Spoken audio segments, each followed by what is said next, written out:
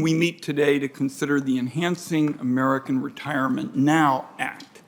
This is a busy morning in the Senate with many other committees also conducting business. So for the information of senators and staff, let me explain how I and Ranking Member Crapo would like to proceed. We each will deliver an opening statement.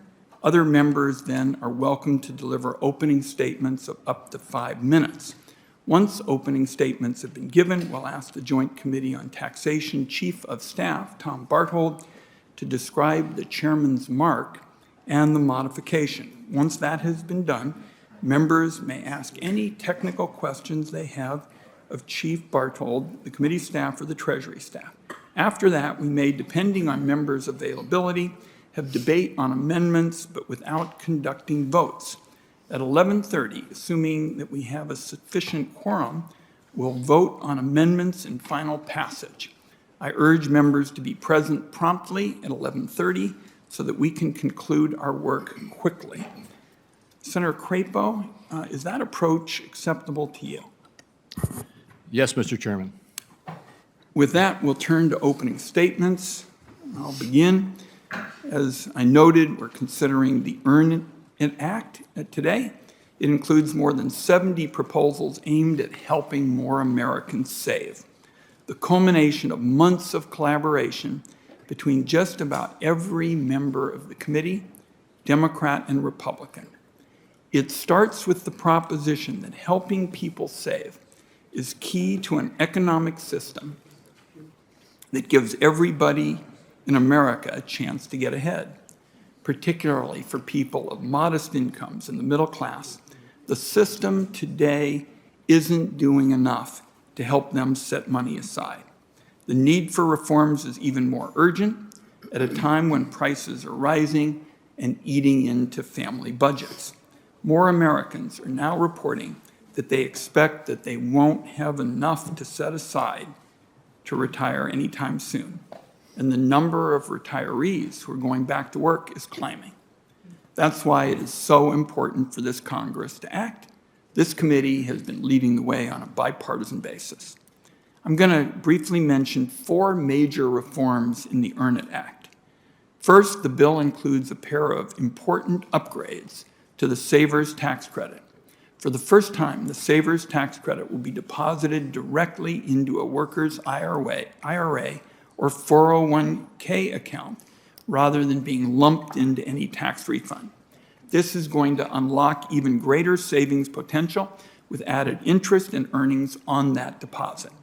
Also, for the first time, the Savers Credit will be fully refundable, which means workers of modest incomes will get an additional boost to their savings that they didn't get before.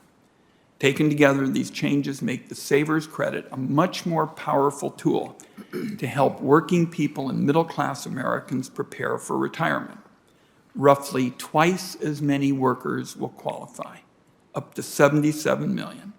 For a typical Oregon worker who participates in my state's Oregon Saves program, the Earn It Act will deliver a 50% boost to their savings by the time they reach retirement. These are changes that we've sought for years. They're key to giving all Americans the chance to get ahead. Number 2, there'll be a new savings opportunity for people who are now buried under student loans. Here's the issue. Millions of Americans have loads of student loan debt that they typically pay off every month. By the time they pay for food, rent, utilities, the car, and those student loan payments, many people don't have anything left to participate in their employer's retirement plan. The Earn Act says they will no longer have to forego that opportunity to save. For the first time, people making student loan payments will qualify to participate in their employer's retirement plan.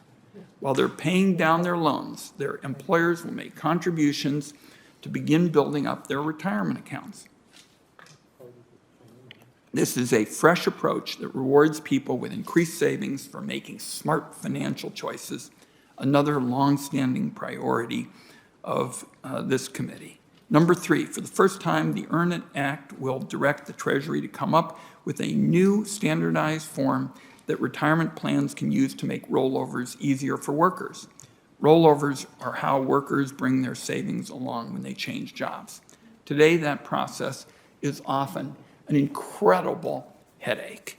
There's loads of paperwork, forms aren't standardized, the process is slow, confusing. The Earn It Act is going to help change that because portability ought to be a whole lot simpler.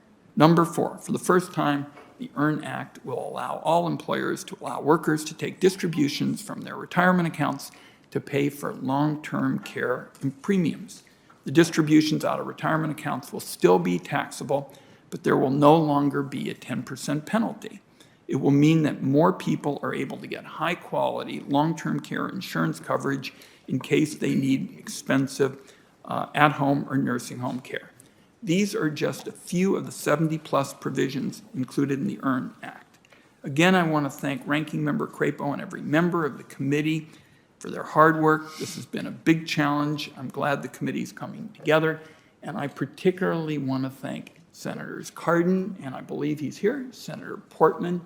As Senator Crapo knows, these two have spent years and years putting together sensible retirement policy. This is the best of the way the Senate ought to be working, trying to find common ground, and I commend them for it. Before turning to Senator Crapo, I'm going to discuss one of my top priorities, which is not in the bill. Stunning fact, half of the top 1% of the top 1%, 8,300 taxpayers out of nearly 150 million, have been gaming the tax rules for years to build massive retirement accounts. These fortunate few now hold collectively more than $200 billion in their IRAs and 401k accounts. These are massive amounts. They were massive accounts. They were built with assets that exploded in value over time, a wealth accumulation strategy that isn't available to the typical American. There is no reason why American taxpayers should be on the hook for subsidizing these massive accounts. I proposed ending this game playing by requiring distributions when a taxpayer's 401k and IRA account balance reaches $10 million. There was not agreement to include this proposal in the bill the committee is considering today. I do want members on both sides of the aisle who are following this to know I am going to be bird-dogging this issue constantly as we go forward in considering this legislation.